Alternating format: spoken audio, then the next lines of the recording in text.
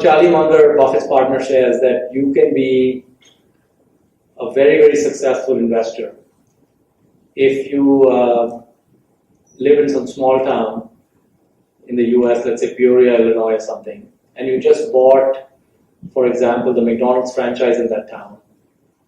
You bought the best apartment building in that town. You bought the best office building in that town. And let's say you bought the Ford dealership in that town. And those are the 4 assets you owned. Okay, and when I say bought, let's say you could even buy fractions of them. You might own 10% of McDonald's, for example. And so if you constructed a portfolio which had those 4 assets, and it doesn't need to be Peoria, Illinois, it could be Aurangabad in Maharashtra, for example. You could do the same thing there. So someone looking at the portfolio from the outside would say, this is not diversified, it's all in the same geography. That's true, it's in the same geography.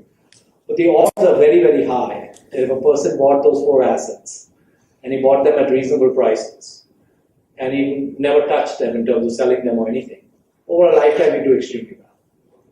So, and if you look at the circle of competence of an investor like that, it's this small. They've invested in something just in their geography, in just 4 asset classes, and very basic asset classes. And so you don't need to do esoteric things to do well as an investor. I think the simplicity is very powerful, and keeping it simple is really, really, I think, important. So, next question.